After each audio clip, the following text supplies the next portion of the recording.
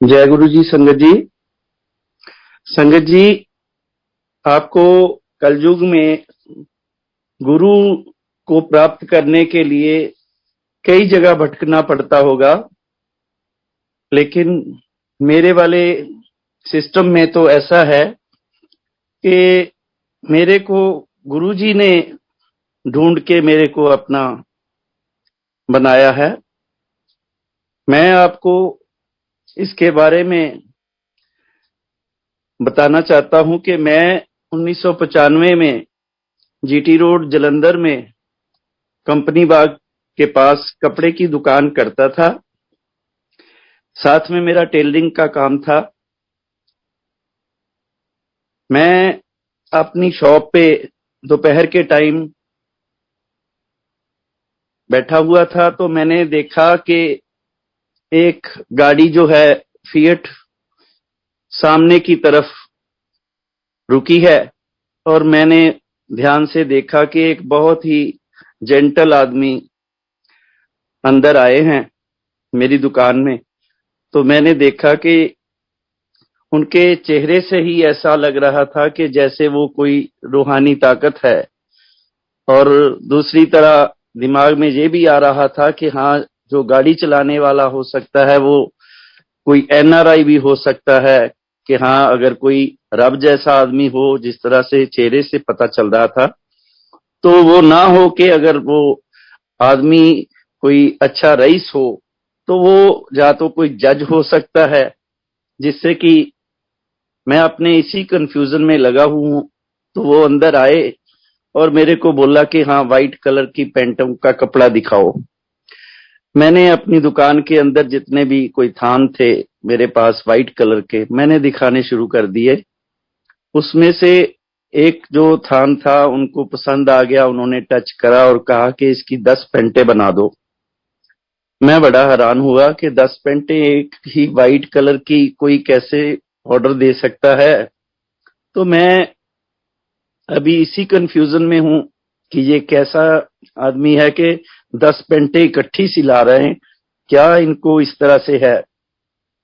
चलो, मैंने अपने हिसाब से ये सोचा कि चलो, काम तो काम है, हमें क्या लेना देना है, हम सिलते हैं ना। उन्होंने मेरे से रेट करा कि ये कौन सा कपड़ा है, किस तरह से कपड़े का हिसाब है, क्या सिलाई होगी, कुछ नहीं करा।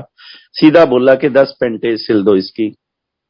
मैं जब अपने काउंटर के बाहर आया हूं अपना इंची टेप लेके, तो मैंने रजिस्टर पे उनका नाम पूछा कि रजिस्टर पे अपना नाम लिखवाएं जी, कि आपका नाम क्या है। तो कहने लगे गुरुजी। मैंने कहा, ये गुरुजी किस तरह से किसी का नाम हो सकता है? या तो ये थोड़ा सा मेरे से मजाक के मूड में है, या पता नहीं किस तरह से। मैंने रिपीट करा इसी बात को। मैंने कहा कि आपका नाम क्या है जी सर, बताइए जो मैं लिखूं। कहने लगे, लिख दो आप गुरुजी, मैं 300 डिफेंस कॉलोनी जलंधर में रहता हूं, तो ये मेरा एड्रेस है। मैंने कहा चलो ठीक है, मैंने लिख लिया और मैं उनका नाप लेने लगा। जब मैंने नाप लिया तो सारे नाप में तो उन्होंने कुछ नहीं कहा। सारी अपनी ऑप्शन जो मैंने बताई कि इस तरह से बननी है, इस तरह से बता दी। लेकिन जब मैंने उनको ये बोला कि हाँ, ये लेंथ जो है, हम आपकी पेंट की लंबाई जो है वो हम 40.5 इंच रख दें तो अच्छी रहेगी, तब उन्होंने मेरे को ये बात पर्टिकुलर बोल दी कि नहीं, आप 40.5 की बजाय मेरी पेंटों की लंबाई जो है वो 42.5 कीजिएगा।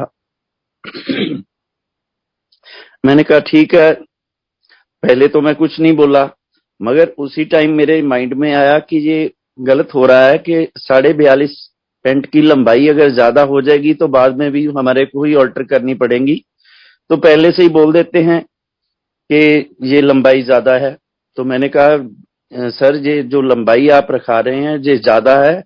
आप बहुत ज्यादा है तो आधी इंच या 1 इंच और बढ़ा लीजिए, वो तो चल जाएगा, मगर 42.5 बहुत लंबी हो जाएगी, जिससे कि आपकी पेंट जो है वो नीचे से लगेगी भी, और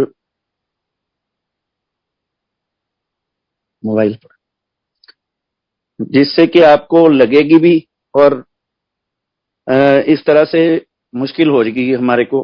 कहने लगे नहीं, आप 42.5 ही रखें। तो मैंने कहा चलो ठीक है। मैंने पैंट की जब पूरी उनका नाप ले लिया तो मैंने कहा ठीक है जी, ये बिल बना दिया आपका, और बिल पकड़े आप दे दे मेरे को पैसे। कहने लगे कि पैसे मिल जाएंगे, कोई बात नहीं। मैंने कहा जी एडवांस दे दें आप पैसे, तभी पैंटे बनेगी ना। तो हंस के बोले कोई बात नहीं, अभी दे देते हैं पैसे। उन्होंने अपनी पैंट के पास इस तरह से कुछ हाथ घुमाया, मैंने नहीं देखा वो सीन, मैं देख नहीं पाया क्योंकि थोड़ा साइड में थे वो। तो मैंने उनसे जब बोला तो उन्होंने 500 का जो नोट है वो मेरे हाथ में रख दिया इस तरह से। कहने लगे ये लो पैसे और पेंटे बना दो। मैंने कहा जी ये 500 रुपया तो बहुत कम है, मेरा 12-12,500 रुपए का बिल बना है, तो आप पैसे थोड़े और दें। कहने लगे नहीं कोई बात नहीं, पैसे आपको पूरे मिल जाएंगे, तो आप ये पेंटे जो है बना दें। मैंने कहा ठीक है बना देंगे। मैंने जिस तरह से भी उनकी तरफ देखने की बात रखी तो मेरी आंख उनकी तरफ इस तरह से जा ही नहीं रही थी, इतना उनके चेहरे पे ग्लो था, इस तरह से वो मुस्कुरा रहे थे हंस के। तो वो जब निकल गए दुकान से तो मैंने उनकी तरफ देखा, वो बिल्कुल सड़क पार करके अपनी गाड़ी खुद ड्राइव करके और कंपनी बाग की तरफ से होते हुए इधर मुड़ गए अपने डिफेंस कॉलोनी की तरफ। तब मैंने अपने दिमाग में सोचा कि आदमी बड़ा जेंटल था, बड़ा रईस लग रहा था, तो ये पैसे तो सिर्फ हमारे को 500 ही दे के गए हैं, 12-12,500 मेरे में से ये पैसे बहुत कम रहेंगे, मैं कैसे इनकी पेंटे बना दूं। मैंने अपने माइंड में ये सोच लिया कि चलो आदमी काफी रईस था, तब भी मेरे को 500 दे के गया, मैं इनकी पेंटे नहीं बनाऊंगा। मैंने अपने माइंड को चेंज कर दिया और अपने काम में लग गया। कहने जाते वक्त मेरे को ये पूछा था कि हाँ कब तक बना दोगे पेंटे। मैंने कहा जी हफ्ता 10 दिन तक ले जाना, क्योंकि जब पैसे 500 दे रहे हैं, झूठ बोल दिया। मैंने कहा ले जाना कोई बात नहीं, मिल जाएंगी। वो चले गए। हफ्ते 10 दिन बाद संगत जी 2 आदमी जो है वो मेरी दुकान के बाहर स्कूटर पे आए और उन्होंने दरवाजा खोला और अंदर आ गए। कहने लगे मनोज आपका नाम है? मैंने कहा हाँ जी मेरा नाम है। तो कहने लगे, मैं इस तरह से बाहर की तरफ था काउंटर के, जैसे काउंटर के अंदर शॉपकीपर घूमता है, मैं बाहर की तरफ था। तो मेरे पैर से लेके उन्होंने सिर तक देखा और कहने लगे आपके तो कर्म जो है वो बहुत ऊपर के हैं, आपने बस कुछ अच्छे ही कर्म करे हैं जिससे कि आपको बहुत बड़ी एक बात हो गई कि आपकी सारी जो है सिस्टम जो है अब बढ़िया हो जाएगा, आप बहुत माने हुए आदमी हैं और आप तर जाएंगे। मैं बड़ा हैरान हुआ कि ये क्या बातें करने लग पड़े हैं अंदर आके, मेरे को समझ नहीं लग रही इनकी। कहने लगे जी बस अब ये बताएं कि उनकी पेंटे बन गई हैं। मैंने कहा किन की? कहते जी हमारे गुरुजी आए थे, वो 10 पेंटे सिलने को दे गए थे। मैंने कहा 10 पेंटे? हाँ। फिर मेरे को याद आया कि हाँ कोई एक आए थे जेंटलमैन, तो 10 पेंटे दे गए थे। वो जो 500 वाली बात मेरे को दिमाग में आ गई।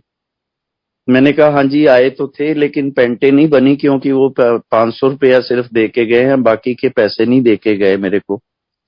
कहने लगे आप क्या बातें कर रहे हैं, वो 500 रुपया कोई ऐसा ही वैसा 500 रुपया नहीं था, वो तो ऊपर से आया हुआ जैसे होता है ऊपर से, तो वो तो ऐसा वैसा नोट नहीं था।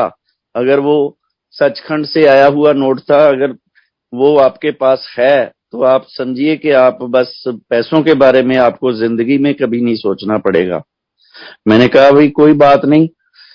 वो कहने लगे वो ब्लेसिंग के पैसे थे, आपने अगर आपके पास है। मैंने कहा भाई मेरे पास पता नहीं है, मैं खर्च बैठा हूं, मेरे को नहीं पता वो कैसे हैं कैसे नहीं। मैं अपने तरफ से ना उनको इग्नोर मारने लगा कि पैसे दें आप मेरे को, कि पैसे देंगे तो आपकी पेंटे बनेगी।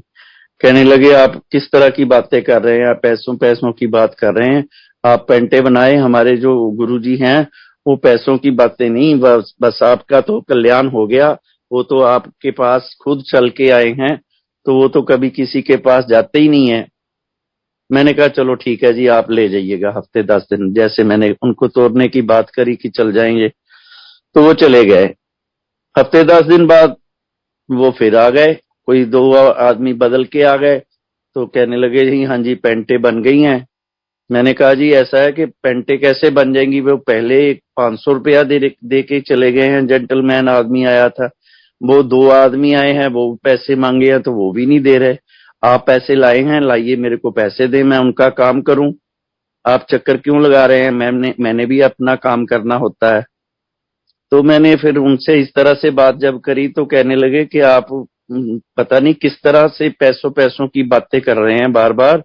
हमारे गुरुजी के लिए ये जो पैसे है ना कुछ खास बात नहीं रखते, 12 साढ़े 12 हजार रुपया हम भी आपको दे सकते हैं, गुरुजी भी आपको दे सकते हैं, मगर आपको पता नहीं है कि आप किस तरह की हस्ती को इस तरह से लेके चल रहे हैं।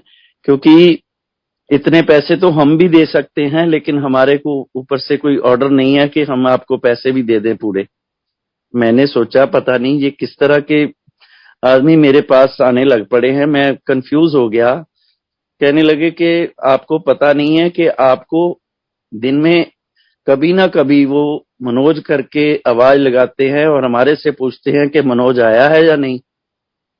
मैंने कहा पता नहीं क्यों मेरे को ये कंफ्यूज कर रहे हैं। तो चलो, कहने लगे कि आप कभी ना कभी उनके पास जाया करें, वो आपको याद करते हैं हर रोज। मैंने सोचा कि पता नहीं या तो मेरे को ये बेवकूफ बना रहे हैं, पता नहीं मैं सीधा सा आदमी हूँ दुकानदार, तो मेरे को क्यों इस तरह से परेशान कर रहे हैं। मैंने कहा चलो कोई बात नहीं। मैंने फिर उनको थोड़ा सा ना गुस्से वाला जवाब दे दिया।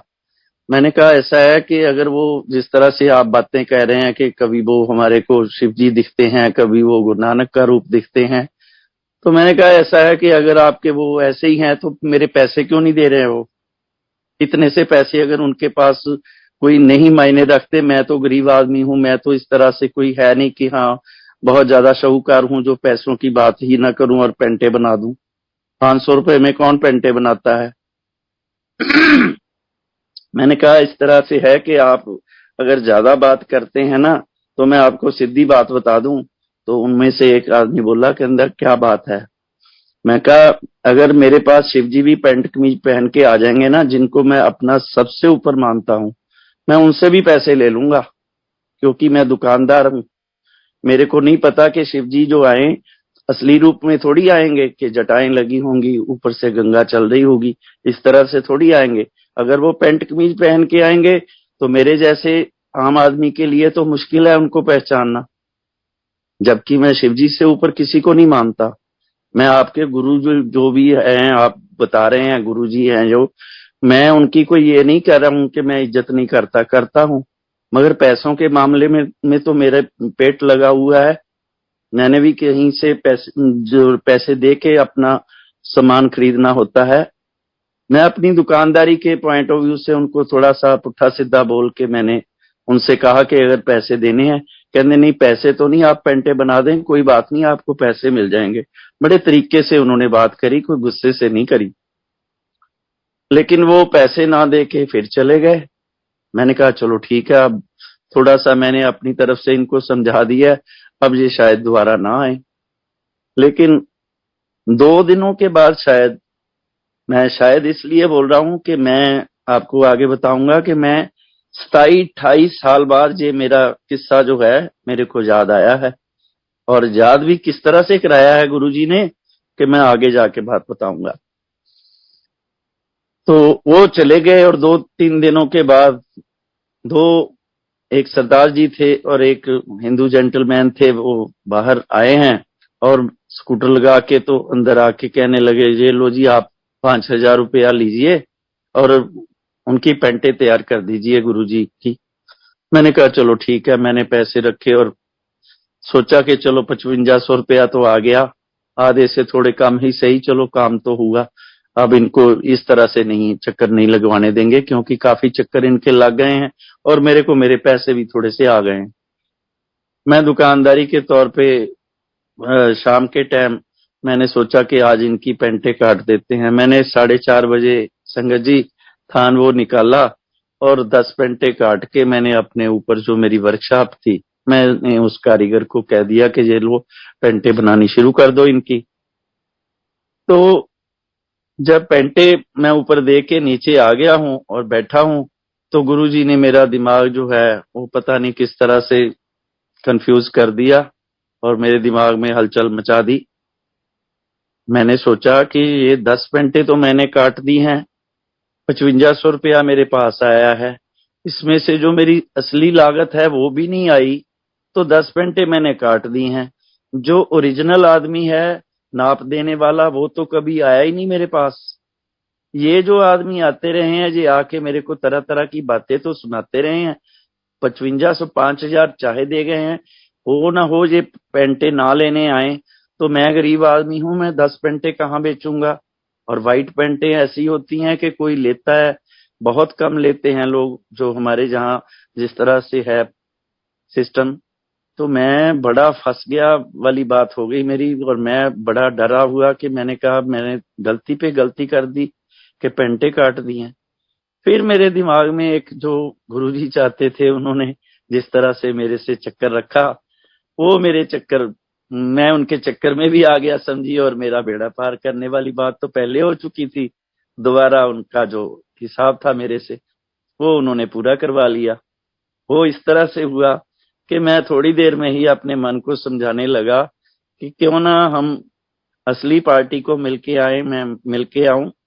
कि जो नाप देने वाला था वो अपना एड्रेस दे गया था कि 300 डिफेंस कॉलोनी जलंधर में मैं रहता हूं और गुरुजी मेरा नाम है।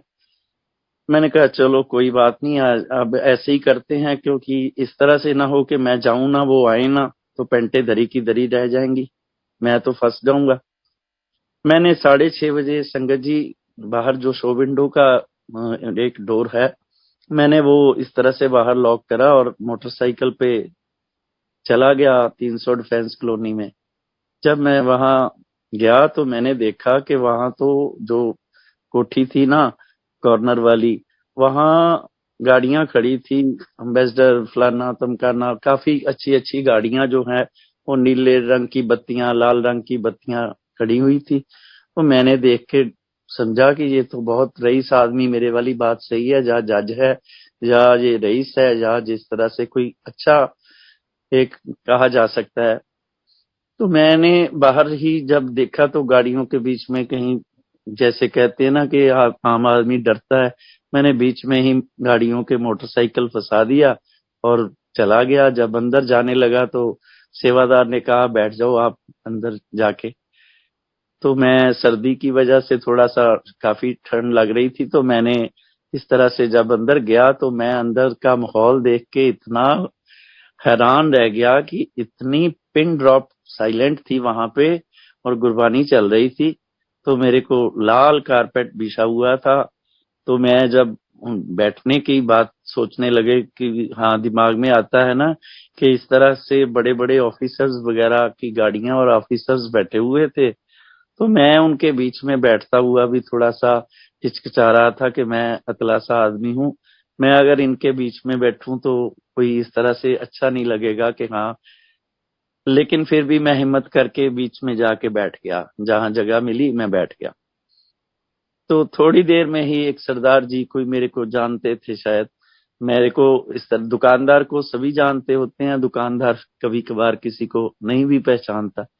तो वो थोड़ा सा आगे आगे सिरकते हुए मेरी तरफ आ गए। उन्होंने कहा कि हाँ ज्योति, तू किथे। मैं इस तरह पीछे करके जब देखा तो मैंने कहा भाई ये मेरे को जानते तो हैं, मगर मैं जहां बोलूं ना, क्योंकि जहां पे मैं पहली बार आया हूँ शोर जहां पे बिल्कुल नहीं है, मैं कुछ भी बोला तो कोई आदमी गुस्सा ना कर जाए। मैं चुप रहा, मैं बैठा रहा। वो थोड़ी देर के बाद उन्होंने मेरे शोल्डर पे इस तरह से टच करके बोला, ज्योति तू किथे आया, किद्दां आया। मैंने सोचा कि ये मेरे को परेशान करेंगे और मेरे को भी इस तरह से अच्छा नहीं लगेगा, तो मैंने बोल दिया कि मैं पैसे लेने आया हूँ। वो सरदार जी मेरे पीछे ही पड़ गए। उन्होंने फिर मेरे को इस तरह से टच करके बोला थोड़ी देर में, किदे कोलों पैसे लेना आया। मैं गुस्से में आ गया, मैंने उनको बोल दिया, मैंने कहा ਤੁਹਾਡੇ गुरु जी कोलों पैसे लेना आया। वो कुछ इस तरह से हो गया कि हाँ पता नहीं मैंने कोई गलती कर दी है ये बात कर। उसने मेरे को इस तरह से कहा कि गुरु जी कोलों पैसे लेना है। मैं संगत जी डर गया। मैंने कहा पता नहीं मेरे से क्या गलती हो गई है। ये तो वही बात हो गई कि पहले वो आदमी इस तरह से करते थे, अब ये सरदार जी कर रहे हैं। मेरे को जानते भले हैं, मगर इस तरह से बोलने से तो मैं पता नहीं क्या गलती कर रहा हूं। मैं चुप करके ना डरा सा बैठा हुआ था। तो मैंने जब देखा कि एक आदमी इस तरह से बाहर निकला है उनके जो अंदर जहां पे बैठे हुए थे, तो वो अंदर से आवाज आई कि मनोज आ गया है। जब मैंने ये सुना ना तो मैंने सोचा कि ये तो वही मीठी सी आवाज है जो मेरे पास वो आए थे, वो गुरुजी वाला जो शख्स था, ये तो उनकी आवाज ही है। तभी उन्होंने अंदर जाके किसी ने बोल दिया कि हाँ वो आ गए हैं, या जिस तरह से भी। तो वो जब वापिस आया ना वो आदमी, तो मैंने देखा कि वो सीधा किचन की तरफ गया और वहां से चाय लेके आ गया, चाय का कप। कहने लगा जी ये लो आपकी चाय। मैंने कहा जी मेरी चाय नहीं होगी, मैं तो सबसे लास्ट में आया हूँ। कहते नहीं, आपके लिए गुरुजी ने भेजी है। मैंने कहा ये मेरी चाय कैसे हो सकती है? मनोज चाहे नाम किसी ने बोला है, मेरे जैसा कोई नाम और कोई आदमी बैठा होगा, मेरे को क्यों चाय पिलाएंगे ये? लेकिन चलो, उन्होंने जब दोबारा कहा नहीं नहीं गुरुजी ने आपको ही बोला है, मैंने चाय पकड़ी और पीनी शुरू कर दी। मैंने जब चाय पी तो संगत जी मेरे को इस तरह से चाय का टेस्ट लगा जैसे मेरे घर में चाय मेरी आंटी मीरा जो है, वाइफ है मेरी, वो बनाती इस तरह से चाय थी। सेम टेस्ट वहां का था। अदरक वाली चाय थी, मसालेदार और कड़क चाय थी, जो मेरे को पसंद भी थी इस तरह की चाय। और ठंडी की वजह से मैं और भी अच्छी लगी मेरे को, कि मैंने कहा चलो आदमी अच्छा है, चाय पिलाई है पहले। लेकिन जब वो चाय का कप लेके गए हैं, मेरे दिमाग में अभी यही चीजें चल रही हैं कि किस तरह से होगा कि 6:30 बजे मैं आया हूँ, दुकानदारी का मेरा टाइम है, यहाँ पे 20 आदमी पहले ही बैठे हैं, मैंने दुकान भी बंद करनी है, तो मैं तो यहाँ से उठ के भी नहीं जा सकता। इस तरह का माहौल था वहां पे कि गुरबानी चल रही थी। मेरे को अंदर से बड़ा अच्छा लग रहा था, क्योंकि खुशबू इस तरह से आ रही थी चारों तरफ से कि उठने को मन ही नहीं कर रहा था। पैसों की बात तो थी, मगर दूसरी तरफ से अच्छा भी लग रहा था। मैंने कहा चलो ठीक है। अभी मैं यही बातें दिमाग में चल रही हैं, तो तभी आवाज आ गई अंदर से, मनोज नु अंदर भेज दो। मैं हैरान रह गया। मैं क्या अभी ये क्या बात हो गई कि मनोज वाली बात तो अभी 20 आदमी बैठे हैं, तो मेरे को क्यों बुला रहे हैं पहले? मैं इस तरह से थोड़ा डर गया। मैंने कहा पता नहीं मेरे से कोई गलती तो हुई है। मेरे को पता है कि मैंने तरह तरह की बातें कह के इनको जो आदमी आते रहे हैं भेजा है, शायद ये गुस्से में हो। मैं इस तरह से डरा सा बैठा हुआ था। तभी वो सेवादार आया मेरे पास, कहने लगा चलो जी आपको बुलाया है मनोज जी। तो मैं आगे इस तरह से वहां पे दरवाजे पे खड़ा ही हूं अभी। तो एक जो वहां पे ऑफिसर था, वो गुरुजी इस तरह से लाल कारपेट बाल टू बाल हुआ हुआ था वहां पे। तो नीचे गद्दा जो बिछा हुआ था, और वो रजाई जो है वो लेके इस तरह से जैसे लेटे हुए थे, जैसे विष्णु भगवान लक्ष्मी के पास इस तरह से आपने देखा होगा वैसे लेटे हुए थे। और वो जो अंकल थे, वो उनकी जो पैरों की सेवा कर रहे थे रजाई में, उनको बोला कि तू चल बाहर। मैं डर गया। मैंने कहा ये तो पक्की बात है कि मेरी क्लास लगने लगी है, कि इसको अंकल को बाहर कह रहे हैं, मेरे को अंदर आने को बोल रहे हैं। तो मेरे को चाय तो चाहे पिला दी है इन्होंने, मगर अब मेरी जो है खैर नहीं है। मैंने कहा चलो। कहते आ गया मनोज? मैं कहा हाँ जी सर आ गया हूँ, बताइए क्या बात है। कहते बैठ जा। मेरे को जब उन्होंने इस तरह से इशारा करा ना कि बैठ जा, वो उनका इशारा इस तरह से था जहां से अंकल उठे थे वो रजाई की तरफ। तो मैं डर गया। मैंने कहा कि ये रजाई में मैं कैसे बैठ जाऊं? मैं गरीब आदमी, मैं अगर जहां पे अंदर बैठ गया रजाई में, तो मेरे को तो पता है कि मैंने बेवकूफी करी हुई है काफी। तो हो ना हो कि ये मेरे को लात मारे और कहें कि ये क्यों बैठ रहे हो जहां पे, तुम्हारी इस तरह से पता नहीं दिमाग, क्योंकि मैंने कभी उनसे मिला नहीं था। एक बार में मिलने से कोई आदमी रजाई में थोड़ी बैठ जाता है किसी के। मैं अपने दिमाग में ये चल रहा है मेरे। कि मैंने कहा कि अगर बैठ गया तो गलती ना हो जाए मेरे से। मैंने उनकी तरफ ये बात छोड़ के ना अपने दिमाग से चलाया कि मैंने कहा मैंने सिरहाने की तरफ जहां गुरुजी लेटे हुए थे मैं उनके बिल्कुल इस तरह बैठ गया। तो कहने लगे, कहने कहने पेंटे बन गई हैं, पेंटा बन गई हैं। मैं क्या, जे मैं सच बोलिया ना ਤੇ ਮੇਰੀ ਇੱਕ ਪ੍ਰੋਬਲਮ ਆ ਜਾਣੀ ਹੈ ਕਿ ਮੈਨੂੰ ਬਾਹਰ ਇੱਥੇ ਇਹਦੇ ਸਾਨੇ ਇਹਨਾਂ ਦੇ ਅਫਸਰ ਬੈਠੇ ਨੇ ਤੇ ਮੇਰੇ ਕਿਤੇ ਜੁੱਤੀਆਂ ਨਾ ਪਵਾ ਦੇਣ। ਤੇ ਮੈਂ ਝੂਠ ਬੋਲ ਪਿਆ, ਮੈਂ ਕਿਹਾ ਜੀ ਬਣ ਗਈਆਂ ਪੈਂਟਾਂ। ਤਾਂ ਉਹਨਾਂ ਨੇ ਕਿਹਾ ਦਿੱਤਾ, ਕਹਿੰਦੇ 4:30 ਵਜੇ ਤੂੰ ਪੈਂਟਾਂ ਕੱਟੀਆਂ, 6:30 ਵਜੇ ਤੂੰ ਇੱਥੇ ਆਇਆ ਮਨੋਜ, ਤੇ ਪੈਂਟਾਂ ਕਿੱਥੋਂ ਬਣ ਗਈਆਂ। ਮੈਂ ਸੰਗਤ ਜੀ ਯਕੀਨ ਕਰੋ ਮੇਰੇ ਪੈਰਾਂ ਥੱਲੇ ਜ਼ਮੀਨ ਨਿਕਲ ਗਈ। ਮੈਂ ਡਰ ਗਿਆ, ਮੈਂ ਕਿਹਾ ਇਹ ਕਿੱਦਾਂ ਇਹਨਾਂ ਨੂੰ ਸਾਰਾ ਪਤਾ ਸੀ ਵੀ ਮੈਂ ਇਦਾਂ ਤਾਂ ਇਦਾਂ ਵੀ ਮੈਂ ਤਾਂ ਫਸ ਗਿਆ। ਮੈਂ ਕਿਹਾ ਉਹ ਪਤਾ ਨਹੀਂ ਇਹ ਕਿਨੇ ਕਿਸ ਤਰ੍ਹਾਂ ਕੀ, ਨਾ ਉਦੋਂ ਸੀਸੀਟੀਵੀ ਕੈਮਰੇ ਸੀ ਨਾ मोबाइल सी। 1994-95 ਦੀ ਗੱਲ मैं दस रहा। मैंने तब ये सोचा कि ये मैं फंस गया, पता नहीं ये आदमी मेरे को किस तरह से अब।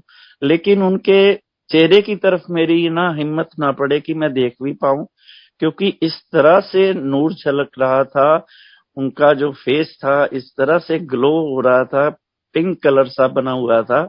और मैं देख के बड़ा अंदर से खुश हो रहा था कि इस तरह का मैंने जिस तरह से भोले शंकर के भी नहीं दर्शन करे होंगे, जो मैं मानता था कि हाँ भोले शंकर से ऊपर कुछ नहीं है, लेकिन फेस उनका जो है इस तरह से मेरे दिल को छू रहा था कि पता नहीं ये आदमी किस तरह से, मेरे को सामने से नजर नहीं मिल रही थी। इस तरह का मेरे को पक्का याद है। तभी उन्होंने मेरे को बोला चलो कोई गल नहीं, बना लें पेंटा बना दी। मैं अभी यही बात सोच के थोड़ा सा डर रहा था, लेकिन जब उन्होंने इस तरह से बात करी कोई गल नहीं बना दी पेंटा है, मैं क्या जी अच्छा ठीक है। तभी उन्होंने मेरे दूसरे जो माइंड में चल रही वाली बात थी और असली बात थी वो बोल दी। कहने लगे हाँ फिर किदा बाकी दे पैसे मिल गए। मैं अभी दिमाग में कुछ पहले वाला अभी निकल के नहीं हटा, दूसरा दिमाग में आ गया कि हाँ पैसों के मामले में आया हूं। चलो ये बात तो इन्होंने अच्छी करी कि मेरे मतलब की बात है, मैंने बोल दी। मैंने कहा नहीं जी मैनू पैसे नहीं मिले हाले बाकी दे, ते मैं इदा मैनू पैसे नहीं हाले पूरे मिले। मैं घबराए नहीं इस तरह दस दिता। मैनू कहंदे मिल जाएंगे पैसे, पैसों की ना चिंता कर, तू पेंटा बना। मैंने सोचा कि ये किस तरह के हैं, मेरे को समझ नहीं लग रही कि डांट भी नहीं रहे और हंस हंस के बात कर रहे हैं। ये मेरा कहीं मजाक तो नहीं उठा रहे कि मैं अतला सा आदमी हूं कि बुला के कहीं मेरी बेइज्जती वगैरह कर रहे हैं या पता नहीं क्या है, चाय भी पिला दी है। फिर मैंने कहा चलो कोई बात नहीं, आदमी तो अच्छा है क्योंकि मेरे को चाय भी पिलाई है और आए हुए को मेरे को डांटा भी नहीं है और बिल्कुल हंस के बात कर रहे हैं। तो मैंने कहा चलो इस तरह के आदमी के साथ गलत नहीं होना चाहिए, तो मैंने बोल दिया। मैंने कहा सर ऐसा है कि वो जरा ਅਸੀਂ जरा ਜਿਹੜੀਆਂ ਪੈਂਟਾਂ ਦੀ ਲੰਬਾਈ ਦੀ ਹੈ ਨਾ ਉਹ ਗੱਲ ਕਰ ਲਈਏ। ਕਹਿੰਦੇ ਹਾਂ ਹਾਂ ਕਰ, ਕੀ ਗੱਲ। ਮੈਂ ਕਿਹਾ ਜੀ ਉਹ ਪੈਂਟਾਂ ਦੀ ਲੰਬਾਈ ਜਿਹੜੀ ਹੈ ਨਾ 42.5 ਇੰਚ ਨਾ ਰਖਾਓ ਤੁਸੀਂ, ਕਿਉਂਕਿ ਤੁਹਾਡੇ ਪੈਰ ਪੂਰ ਚ ਫਸ ਗਈ ਕਿਤੇ ਗਿਰ ਜਾਓਗੇ ਜਾਂ ਕਿੱਦਾਂ। ਮੈਂ ਆਪਣੇ ਦਿਮਾਗ ਨਾਲ ਇਹੀ ਗੱਲ ਕਹਿ ਸਕਦਾ ਸੀ ਵੀ 10 ਪੈਂਟਾਂ ਦੀ ਆਲਟਰੇਸ਼ਨ ਕਰਨੀ ਮੇਰੇ ਲਈ ਮੁਸ਼ਕਲ ਹੋ ਜਾਣੀ ਹੈ। ਮੈਂ ਉਸ ਗੱਲ ਤੇ ਅੜਿਆ ਸੀ ਵੀ ਨਾ ਇਹ 40.5 41 ਰਖਾ ਲੈਣ, ਨਾ ਜ਼ਿਆਦਾ ਲੰਬੀ ਰਖਾਣ। लेकिन उन्होंने उस गल ते मैनू गल समझाई, कहंदे नहीं नहीं तू 42.5 इंच ही रखनी है, क्योंकि ना जदों मैं इस तरह कुर्सी ते बैठदा ना तां मैं इदां लत्त नूं है ना थोड़ा जिहा मोड़ के रख दिना, लत्त दे उत्ते लत्त रख के बैठदा, मेरा जिहड़ा पैर है ना वो नंगा नहीं होना चाहिए, इस करके तैनूं मैं कहा भी लंबी रह। मैं क्या मैं की लेना देना, ठीक है जद एक बंदा कह ही रहा जिद कर रहा मैं की लेना देना। मैं क्या ठीक है जी मैं बना दांगा। कहंदे बना दी, कहंदे किदन। मैं क्या जी 2-3 दिनों तक बना दूंगा। कहंदे ठीक है जा ऐश कर। मैं उठिया, मैं उठ के जदों खड़ा होया मैं क्या बंदा बहुत वधिया, चलो इन्नी गल तां है भी उदां कदी इदां कोई गुस्से वाली कोई गल कीती नहीं, जिद्दां साडे पंजाबियां दे विच कह दिंदे ने कि हाँ जा ऐश कर।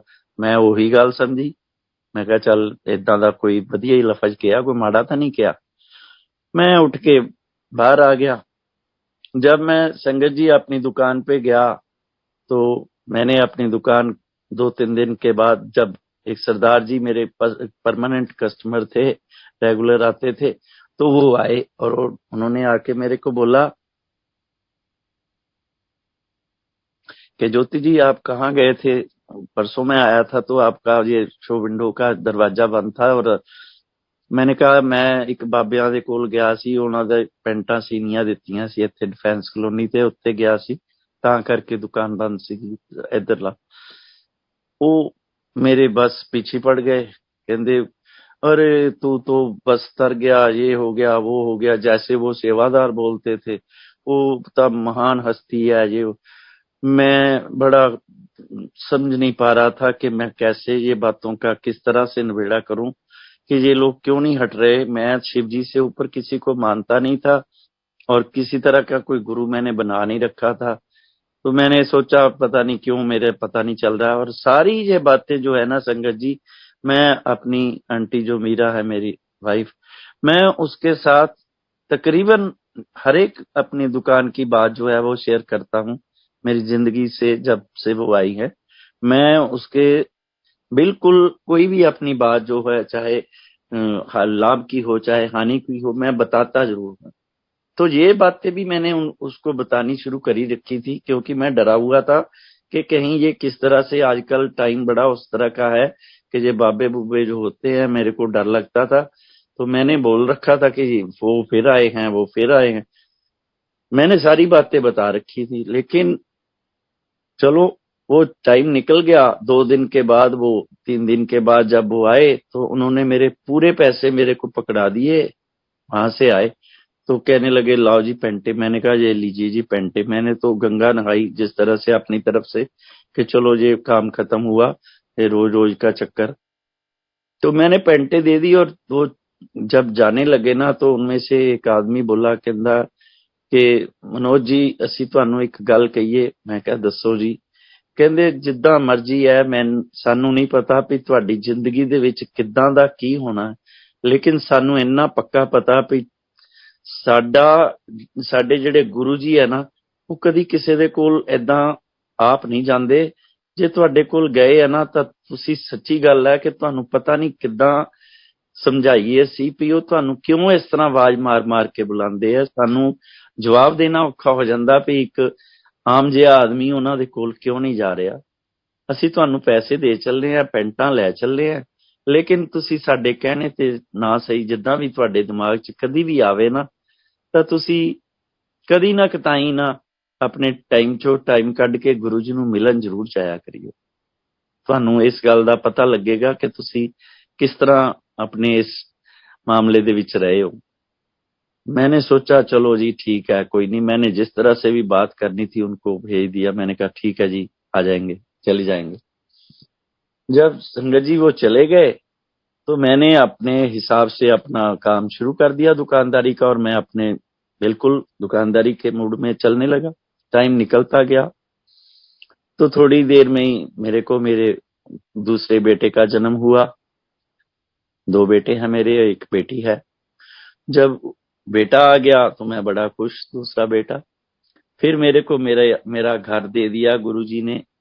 हमारा जो जितना भी बड़ा सा घर है मेरे को मिल गया। फिर मेरे को गुरुजी ने 2003 में जिस दुकान पे गुरुजी आए थे, संगत जी ये जो मैं आपको बताने जा रहा हूं ना सत्संग, ये आप सुनिएगा तो आप हैरान रह जाएंगे कि कर्मों का जिस तरह से कहते हैं ना, बौछार होने लग पड़ी मेरे पे। इस तरह से गुरुजी ने मेरे पे कृपा करनी शुरू कर दी कि मेरा काम इस तरह से चलने लग पड़ा कि मैं हैरान रह गया कि मेरे पास तकरीबन 30 ब्रांड हो गए, जो जिस तरह से ब्रांडेड आइटमें होती हैं हम कपड़े वालों में। 30 मेरा कपड़े का काम, मेरा टेलरिंग का काम इस तरह से चलने लगा कि मैं लाखों में खेलने लग पड़ा। फिर मैंने सोचा कि चलो जिस तरह से होता है कि चलो, ये नहीं पता कि कृपा गुरुजी की होने लगी है। मेरे को याद भूल गया और गुरुजी ने बिल्कुल ना मेरा दिमाग ना मेरी आंटी का दिमाग कुछ अपनी तरफ से बिल्कुल फ्लैश कर दिया कि हमारे को याद भी नहीं करवाया कि हाँ कोई गुरु नाम का दुकान पे आया था, इस तरह की बातें हुई थी, इस तरह की पैंटें सिली थी, इस तरह से वह उनकी एक जिद थी कि हाँ ये मेरे पास आए और मैं गया। देखो ना चाहते हुए भी मैं वहां पे गया, क्योंकि मेरे को गुरु जी का पूरी तरीके से ब्लेसिंग लेनी थी। आप समझ गए होंगे कि जिस तरह कोई जिस तरह से कहे ना कि चेला भी कभी गुरु दे कोलों इस तरह पिछे हट सकता नहीं। यही गल मेरे गुरु जी ने की थी कि ਅਸੀਂ चेले तक ही ਅਸੀਂ ਤਾਂ ਉਹਨਾਂ ਦੇ ਪੈਰਾਂ ਦੀ ਧੂਲ ਵੀ ਨਹੀਂ ਹੈ। मैं ਤਾਂ मेरा ਤਾਂ बिल्कुल ਤੁਸੀਂ ਇਹ ਸਮਝੋ ਵੀ मेरा बेड़ा पार कर ਦਿੱਤਾ। मैं ਤਾਂ पैसे पूसे ਦਾ ਤਾਂ मामला ही नहीं ਰਿਹਾ ਹੁਣ मेरा। ਹੁਣ ਤਾਂ मेरी जिंदगी मेरी आंटी ਦੀ जिंदगी गुरु जी ਦੇ नाम ਤੇ ਹੈ। ਜਿੱਥੇ ਜਦੋਂ ਜਿੱਦਾਂ ਕਹਿਣਗੇ ਉਦਾਂ ਹੀ ਚੱਲਣਾ। ਸਾਨੂੰ ਉਹਨਾਂ ਦੇ ਇਸ਼ਾਰੇ ਦੀ ਲੋੜ ਹੈ ਔਰ ਸਾਨੂੰ ਇਸ਼ਾਰੇ ਕਰਦੇ ਨੇ, ਰੋਜ਼ ਕਰਦੇ ਨੇ। ਸਾਡੀ ਰੋਟੀ ਤੇ ਤਰ੍ਹਾਂ ਤਰ੍ਹਾਂ ਦੇ ਸੀਨ ਦਿਖਾਉਂਦੇ ਆ, ਕਦੀ ਆਪਣੇ ਸਵਰੂਪ ਚ ਆ ਕੇ ਦਿਖਾਉਂਦੇ ਆ, ਕਦੀ ਮੇਰੇ ਹੁਣ ਮੈਂ ਤੁਹਾਨੂੰ ਕਿੱਦਾਂ ਦੱਸਾਂ। ਰਾਤੀ ਹੀ ਮੈਂ ਜਦੋਂ ਵਿਵੇਕ ਸੋਨੀ ਜੀ ਦਾ ਫੋਨ ਆਇਆ ਹੈ ਤੇ ਮੈਂ ਉਹਨਾਂ ਨੂੰ ਦੱਸਿਆ ਕਿ ਮੇਰੀਆਂ ਨਾ ਇਸ ਤਰ੍ਹਾਂ ਕਰਕੇ ਆ ਜਿਹੜੀਆਂ ਹੈਗੀਆਂ ਵੀਡੀਓ ਉਹੀ ਮੈਨੂੰ ਆਂਦੀਆਂ ਕਰਨੀਆਂ। ਮੈਂ ਬਹੁਤਾ ਜ਼ਿਆਦਾ ਟੈਕਨੀਕਲੀ ਨਹੀਂ ਜਾਣਦਾ। ਅੱਜ ਵੀ ਤੁਸੀਂ ਦੇਖ ਲਿਆ ਹੋਊਗਾ ਮੈਂ ਬਿਲਕੁਲ ਹੀ ਆਮ ਜਿਹਾ ਬੰਦਾ ਹੈ। ਮੈਨੂੰ ਨਹੀਂ ਸੀ ਪਤਾ। ਮੈਂ ਜਦੋਂ ਉਹਨਾਂ ਦਾ ਫੋਨ ਆ ਚੁੱਕਾ ਤਾਂ ਮੈਨੂੰ ਇੱਕ ਸਰਬਜੀਤ ਆਂਟੀ ਹੈਗੇ ਸਾਡੇ ਇੱਥੇ ਜਲੰਧਰ ਦੇ ਵਿੱਚ, ਤੇ ਉਹਨਾਂ ਨੇ ਮੈਨੂੰ ਫੋਨ ਕਰਕੇ ਕਿਹਾ ਵੀ ਤੁਸੀਂ ਆਪਣੀ ਵੀਡੀਓ ਦੇਖੀਆਂ ਜਿਹੜੀਆਂ ਤੁਸੀਂ ਕੀਤੀ ਹੈ ਆਪਣੀ YouTube ਤੇ। ਮੈਂ ਕਿਹਾ ਨਹੀਂ ਆਂਟੀ ਮੈਨੂੰ ਨਹੀਂ ਪਤਾ, ਮੇਰੇ ਕੋਲ ਉਸ ਸਤਸੰਗਾਂ ਦਾ ਏਦਾਂ ਰਿਹਾ, ਮੈਂ ਦੇਖ ਨਹੀਂ ਪਾਇਆ ਤਾਂ ਮੈਨੂੰ ਨਹੀਂ ਪਤਾ, ਦੱਸੋ ਕੀ ਗੱਲ। ਕਹਿੰਦੇ ਤੁਸੀਂ ਆਪਣੀ ਵੀਡੀਓ 'ਚ ਦੇਖੋ, ਤੁਹਾਡੇ ਮੱਥੇ ਤੇ ਦੋਨੋਂ ਹੀ ਵੀਡੀਓ ਦੇ ਵਿੱਚ ਗੁਰੂ ਜੀ ਦਰਸ਼ਨ ਦੇਈ ਜਾ ਰਹੇ ਔਰ ਤਰ੍ਹਾਂ ਤਰ੍ਹਾਂ ਦੀਆਂ ਝਲਕੀਆਂ ਨਜ਼ਰ ਆ ਰਹੀਆਂ, ਤੁਸੀਂ ਦੇਖੋ ਤਾਂ ਸਹੀ। ਮੈਂ ਸਕਰੀਨਸ਼ਾਟ ਭੇਜਦੀ ਹਾਂ। ਉਹ ਜਦੋਂ ਮੈਂ ਸਕਰੀਨਸ਼ਾਟ ਦੇਖਿਆ, ਗੁਰੂ ਜੀ ਮੇਰੇ ਸਿਰ ਤੇ ਬੈਠੇ ਹੋਏ ਮੇਰੇ ਭੋਲੇ ਸ਼ੰਕਰ, ਤੇ ਮੈਂ ਇਸ ਗੱਲ ਨੂੰ ਦੇਖ ਕੇ ਇੰਨਾ ਭਾਵੁਕ ਹੋ ਗਿਆ। ਮੈਂ ਕਿਹਾ ਕਮਾਲ ਹੈ ਗੁਰੂ ਜੀ, ਮੈਂ ਅੱਧੇ ਘੰਟੇ ਦੀ ਉਹ ਕੀਤੀ ਸੀ ਤੇ ਅੱਧਾ ਘੰਟਾ ਮੇਰੇ ਸਿਰ ਤੇ ਤੁਸੀਂ ਰਹੇ। ਤੁਸੀਂ ਖੁਦ ਵੀ ਦੇਖੋ। ਮੈਂ ਇਹ ਚੀਜ਼ ਨੂੰ ਕਹਾਂਗਾ ਕਿ ਇੱਕ ਆਮ ਜਿਹੇ ਬੰਦੇ ਤੇ ਕਿਸ ਤਰ੍ਹਾਂ ਗੁਰੂ ਜੀ ਦੀ ਮਿਹਰ ਹੋਈ ਹੈ ਕਿ ਮੇਰੇ ਅੰਗ ਸੰਗ ਰਹਿੰਦੇ ਨੇ ਉਹ ਮੇਰੇ ਨਾਲ ਹਰ ਵੇਲੇ ਹਰ ਥਾਂ ਤੇ। ਮੈਂ ਤੁਹਾਨੂੰ ਸਤਸੰਗ ਇੱਕ ਹੋਰ ਸੁਣਾ ਦਿੰਦਾ। ਮੈਂ ਜਿਹੜੀ ਦੁਕਾਨ ਤੇ ਜੀਟੀ ਰੋਡ ਤੇ ਕੰਮ ਕਰਦਾ ਸੀ, ਮੇਰੀ ਦੁਕਾਨ ਤੇ ਗੁਰੂ ਜੀ ਆਏ ਸੀ ਨਾ, ਉੱਥੇ ਮੈਂ ਕੱਪੜੇ ਦੀ ਦੁਕਾਨ ਜਿਹੜੀ ਕਰਦਾ ਸੀ, 3100 ਰੁਪਈਆ ਮੇਰੇ ਮਹੀਨੇ ਦੀ ਕਿਰਾਏ ਦਾ ਸੀਗਾ। ਤੇ ਮੈਂ ਜਦੋਂ 3100 ਰੁਪਈਆ ਕੱਢਦਾ ਸੀ, ਮੇਰਾ ਥੋੜਾ ਜਿਹਾ ਉਦੋਂ ਤਾਂ ਜ਼ਰੂਰ ਹੁੰਦਾ ਸੀ, ਪਰ ਗੁਰੂ ਜੀ ਦੇ ਕੰਮ ਚੱਲਣ ਤੋਂ ਬਾਅਦ ਮੈਨੂੰ ਨਹੀਂ ਸੀ ਮਹਿਸੂਸ ਹੋ ਰਿਹਾ। ਪਰ ਮੇਰੇ ਦਿਲ ਦੇ ਵਿੱਚ ਇਹ ਚੀਜ਼ ਜ਼ਰੂਰ ਆਈ ਵੀ ਗੁਰੂ ਜੀ ਮਤਲਬ ਮੇਰੇ ਤੇ ਵੀ ਜਿਸ ਤਰ੍ਹਾਂ ਲੋਕਾਂ ਦੀਆਂ ਆਪਣੀਆਂ ਪ੍ਰਾਪਰਟੀਆਂ ਹੈ ਜਾਂ ਕਿੱਦਾਂ ਹੈ, ਮੇਰੇ ਤੇ ਵੀ ਕੋਈ ਕਿਰਪਾ ਹੋ ਜਾਏ ਤਾਂ ਮੈਂ ਵੀ ਕੋਈ ਇੱਥੇ ਦੁਕਾਨ ਲੈ ਲਵਾਂ। गुरु जी ने मेरे पे इतनी रहमत करी, इतनी मेहर करी कि जिस दुकान पे गुरु जी आए थे, मैं किराए पे था ना, 5 दुकानें छोड़ के मेरे को 2 दुकानें लेके दी, जिनका साइज जो है ना 12 दुकानों जितना था। 12.5 मरले की दुकानें ले दी, और जो मैं दुकान पे किराएदार था वो सिर्फ 1.25 मरले की दुकान थी, जिसका मैं 3100 रुपया किराया देता था। तो मैंने जब वो प्रॉपर्टी मेरे को गुरुजी ने दिला दी, और कौड़ियों के दाम में, मैं ओपनली बोल रहा हूं, मेरे को डर नहीं है, गुरुजी से ऊपर मेरा कोई नहीं है। मैं गुरुजी के अलावा कोई किसी से नहीं डरता। मेरे को मेरी आंटी भी बोलती है कि आप इस तरह से बोलते हैं, ये कोर्ट कचहरी की बातें हैं, अमाउंटें बोलते हो, क्यों मैंने कहा मेरे को कोई डर नहीं है। एक तो ये मैटर ऑफ रिकॉर्ड की बातें हैं, दूसरी ये कि मेरे पे मेरा वो भगवान है मेरा बस बैठा है। मैंने तो जो मेरे पे कर्म करे मैंने हर एक को बताना है, डंके की चोट पे बताना है, छाती ठोक के बोलना है कि मेरे साथ मेरे गुरु जी हैं। तो संगत जी, वो जो प्रॉपर्टी मैंने ली तो मैंने उनके ऊपर केस डाल दिया किराएदारों पे कि मैं खुद किराए पे हूं और मेरी ये दुकानें जो मेरे को पर्सनल नेसेसिटी चाहिए, आप दुकानें खाली करो। चलो केस चल रहा था। इसके इन बिटवीन ही जो दुकान मैं किराए पे कर रहा था, वो जो लैंडलॉर्ड था उसने मेरे पे केस डाल दिया कि तुम ये दुकान खाली करो। अब बात आ गई, वो वकील था, वकील है अभी भी, तो वकील का केस होने से वो थोड़ा सा उसकी तरफ ज्यादा चले गया, ठीक हो गया। तो 5/8/2014, स्पेसिफिकली मैं आपको डेट बता रहा हूं, 5/8/2014 को मेरे अगेंस्ट ऑर्डर हो गया और बोला जज ने कि ये दुकान खाली कर दो, आपको दुकान खाली करनी पड़ेगी। मैंने सोचा कि ये तो मेरे से बहुत एक अजीब सी बात होगी कि मेरे से मेरी दुकान जा रही है। मैं बड़ा भगवान से सोचने लगा कि ये किस तरह से होगा मेरा। संगत जी, 6/8/2014 को मैंने अपने जो मैंने केस डाल रखा था मैंने जलंधर में, तो मैंने एडिशनल सेशन जज को बोला जाके कि देखिए 5 तारीख को मेरे ये ऑर्डर हो गए हैं कि ये मेरे को दुकान छोड़नी है मेरी किराए वाली, आप मेरी दुकानें तो मेरे को दें, मैं ऑन रोड आ जाऊंगा। तो यकीन कीजिए, ये जो सृष्टि के मालिक हमारे गुरुजी महाराज, वो जज के रूप में बैठ गए। उसका पेन भी शायद उन्होंने अपने हाथ में ही ले लिया और 12 की 12 दुकानें उस जज ने मेरे को देने की ऑर्डर कर दिए। एक दिन के बाद, इतना इंस्टेंटली जो गुरु मेरा मेरे पे मेहर करता है, एक दिन के बाद कोई है इस तरह का भगवान। अब तो मैं कहूंगा ही ना कि मैंने भी हर एक भगवान की इज्जत करता हूं, अभी भी करता हूं, लेकिन मेरा जो एक निशाना है ना, वो मेरे गुरुजी हैं, मेरी जिंदगी के मालिक हैं। कि किस तरह से उन्होंने मेरे पे रहम करा कि 12 दुकानें मेरे को ले दी कि ये लो, तुम्हारी एक पौना मरले वाली दुकान गई है ना, ये लो 12। चलो मैं बहुत ही खुश। तो ऊपर से करा क्या कि जो दुकानदार मेरे को 135 रुपए किराया देता था ना, मैं 3100 रुपया दे रहा हूं किराए की दुकान वाला। जो मेरे दुकानदार जो है ना किराएदार, वो 135 रुपए एक दे रहा है, 200 रुपया एक दे रहा है, बहुत पुराने टाइम से। तो हाई कोर्ट से ऐसा ऑर्डर आया, गुरुजी ने दिलवा दिया कि जो 135 देता था उसको जज ने बोल दिया कि मनोज को आप 55,000 55,000 पर मंथ दोगे। जो 200 रुपया देता था उसको बोला 80,000 रुपया मनोज को दोगे आप महीने का। तो संगत जी, मैं अतला सा आदमी, गरीब सा आदमी, मेरे को बैठे बैठाए गुरुजी ने ये इनकम दे दी है। 2014 से मैं अपने घर पे बैठा हूं, मेरे को दुकानों को कब्जा ही मिलना है अभी, बस वो भी मिल जाएगा, मेरे पे गुरुजी मेहर करेंगे। कब्जा लेना है मैंने, लेकिन मेरे को इतनी बड़ी अमाउंट दे दी जो मैंने सोची भी नहीं थी। तो मैं गुरुजी का तियोकाल शुक्र करता हूं। मैं संगत जी आपको एक और सुनाता हूं, जो सत्संग है बहुत अच्छा है।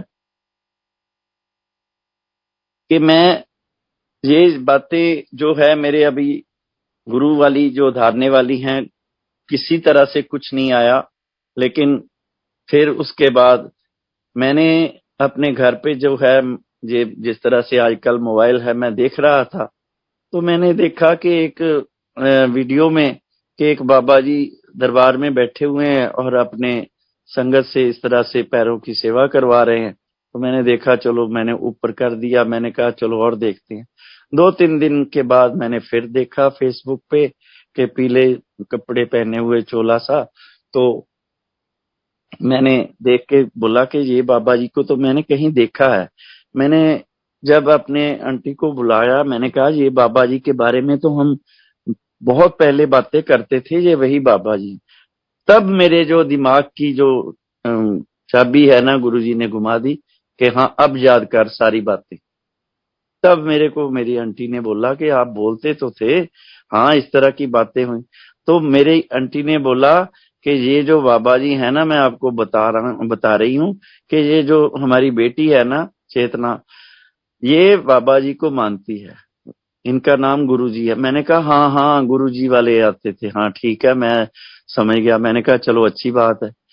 तो मैंने कहा ये तो हमारी दुकान पे आए थे और ये तो मेरे को खुद बुलाते थे कि आओ भी आओ, ये वही वाले बाबा जी।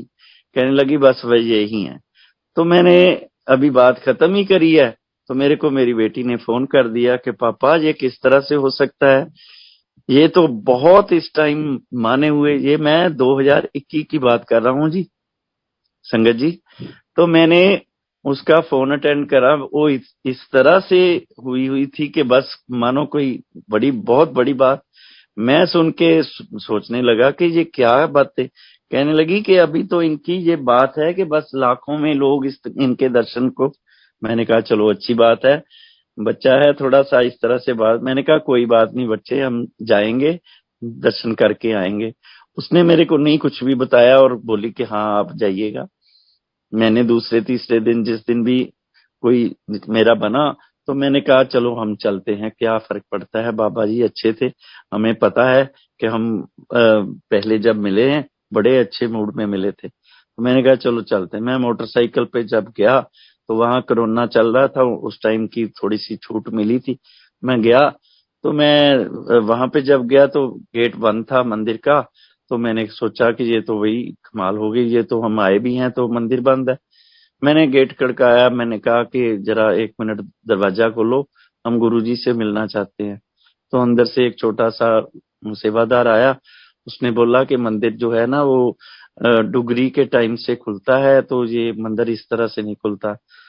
मैंने कहा भाई ऐसा है कि आप उनको अंदर जाके बोलो तो सही कि उनकी पेंटे सिलने वाला मनोज नाम का आदमी उनसे मिलना चाहता है। तो कहने लगे कि बात आपकी ठीक है, मगर जो गुरुजी है ना वो 2007 में चोला छोड़ चुके हैं और समाधि ले चुके हैं।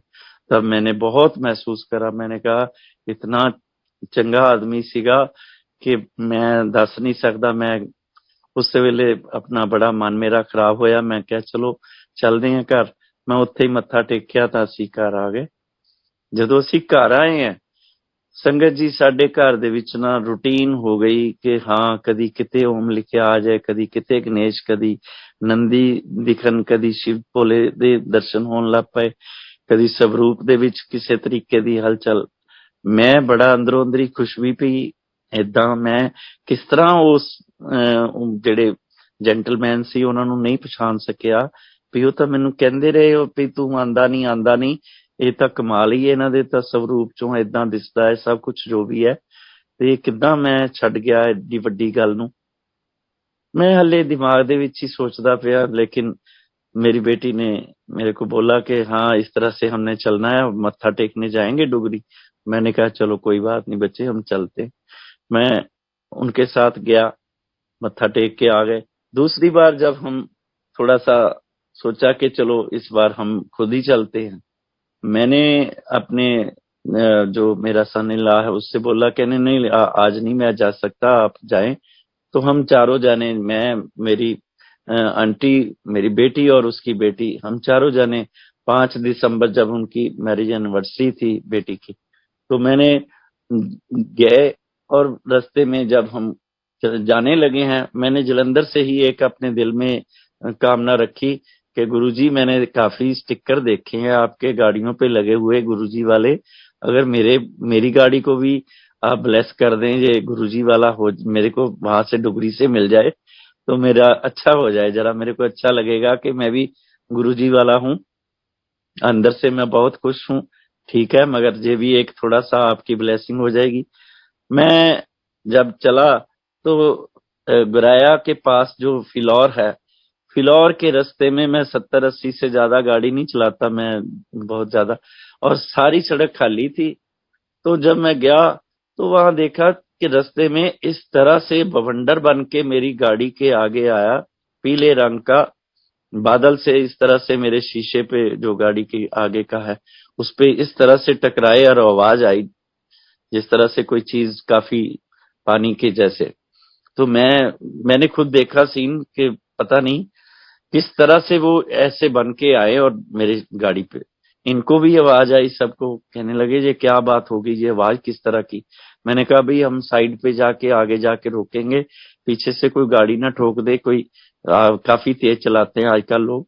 मैं जब वहां पे गया तो वहां जो है ना फास्ट टैग का था वो रोकते हैं वहां पे, क्या नाम है, रिचार्ज करने के लिए। तो मैं रुका तो उसी टाइम मेरी आंटी ने इस तरह से शीशे को नीचे करा और शीशे पे इस तरह से हाथ लगाया आगे की तरफ, तो देखा कि शहद उसने चखा और कहने जोर जोर से कहने लगी ये तो शहद है। तो कहने लगी ये तो सचखंड वाला शहद गुरुजी ने हमारे को ब्लेस कर दिया। मैं बहुत ही ज्यादा खुश था उस दिन कि गुरुजी ने बिल्कुल, देखो ये तो देखने वाली बात होगी कि मेरा शीशा भरा हुआ था। मैंने कहा चलो हम इतना ड्राइव करके आए हैं, ये शीशे से जितना भी चलो निकल गया सो कोई बात नहीं।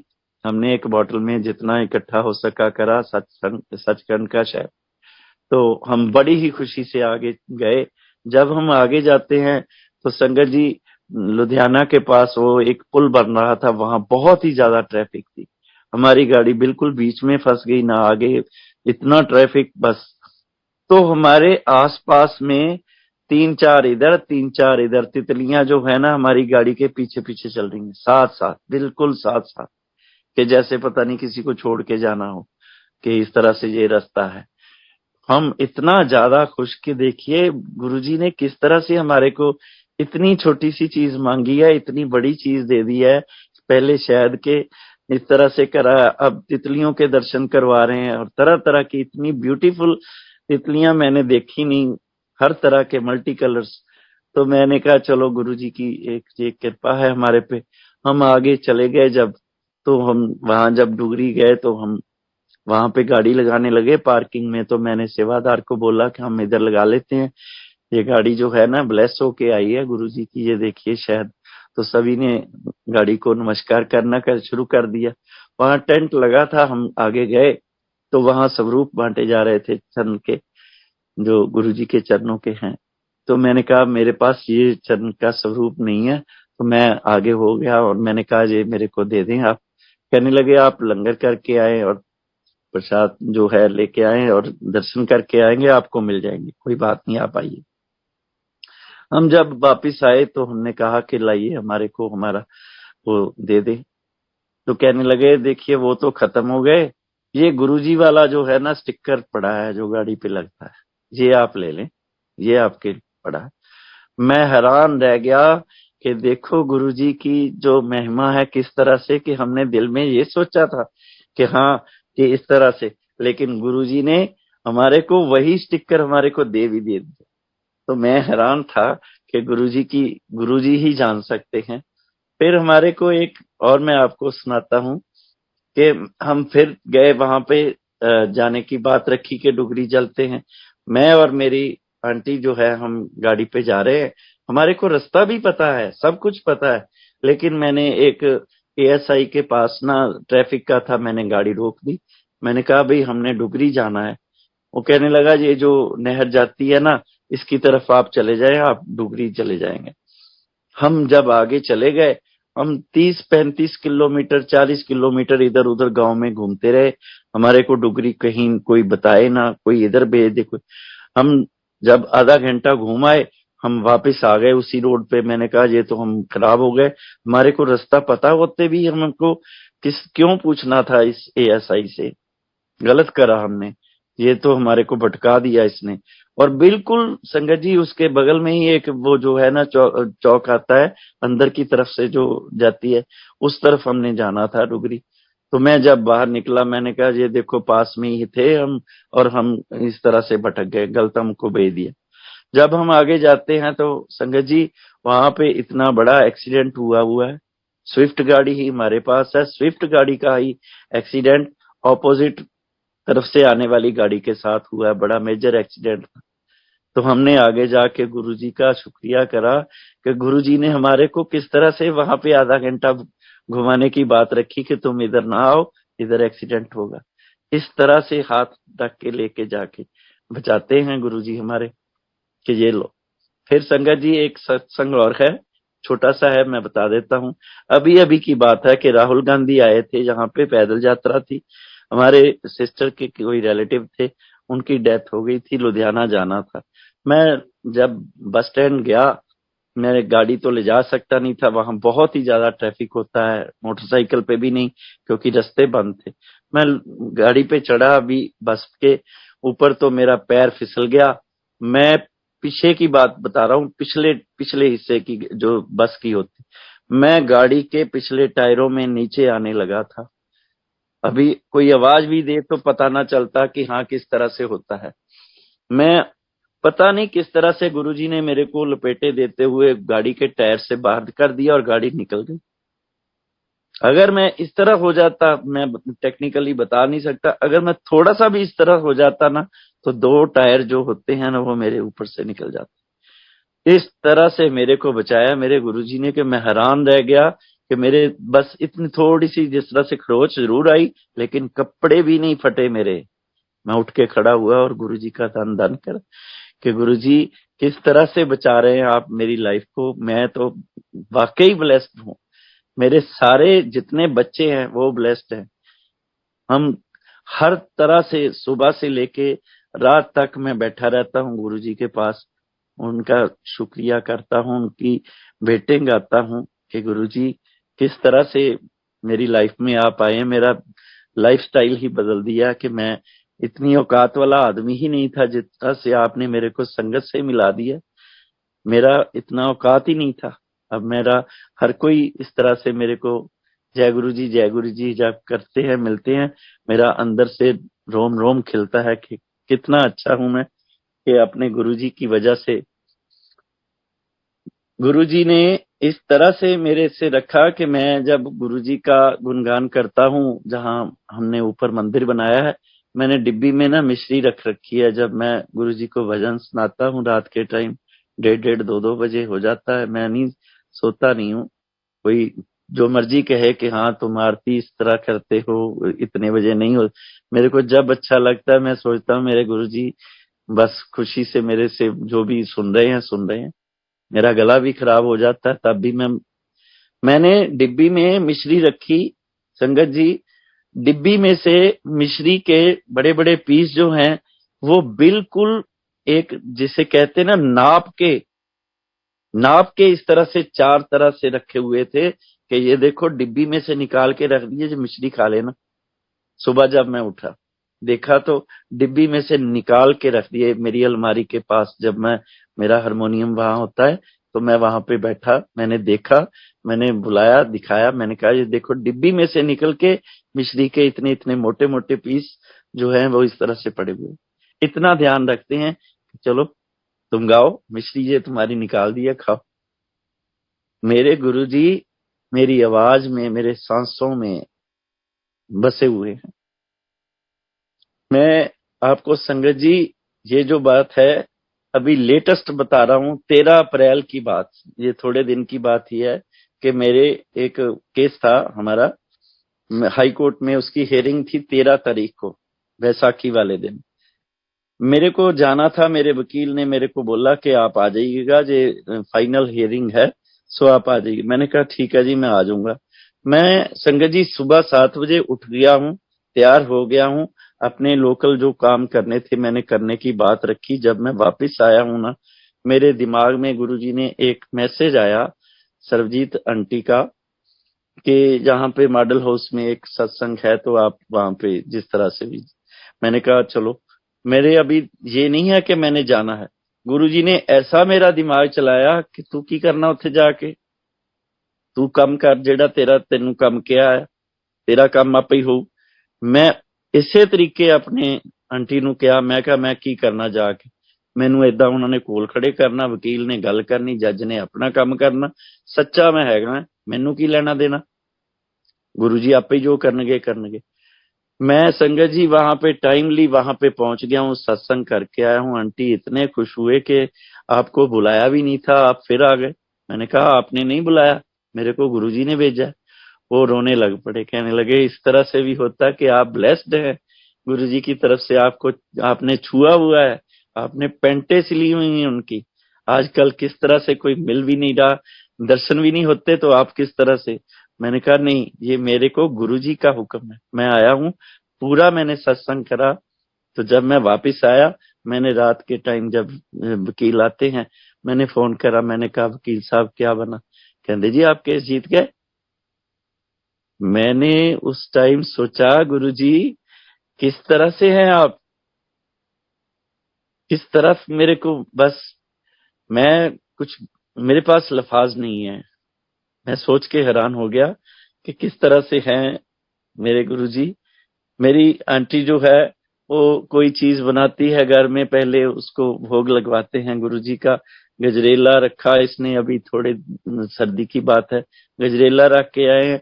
उसमें से चम्मच जैसा जो था, वो गुरुजी ने पूरा खाया और मेरे को बताने लगे कि ये देखो, ये गुरुजी ने भोग लगे, काजू गिन के रखे कि ये 7 पीस जो हैं, इसमें से मेरे गुरुजी जरूर आज कुछ खाएं।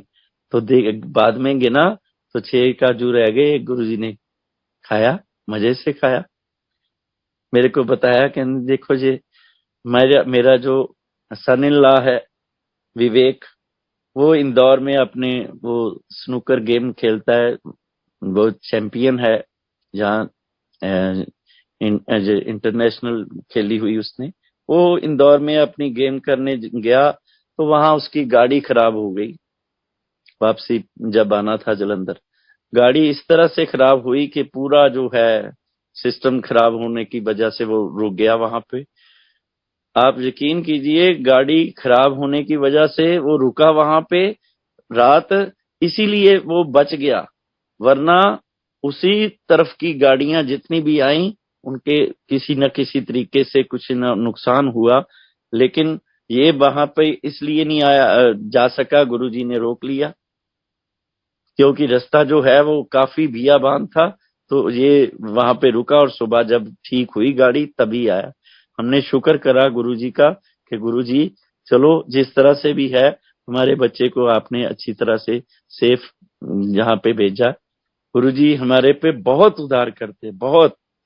गुरुजी, मैं आपको गुरुजी की एक बात बताने लगा हूं कि रघुवीर अंकल जो हैं वो गुरुजी के पास ही रहे हैं ज्यादा तौर पे। तो जब वो जलंधर मेरे घर पे सत्संग करने आए, अभी 8 अप्रैल को मैंने अपने घर पे गुरुजी को बुलाया है।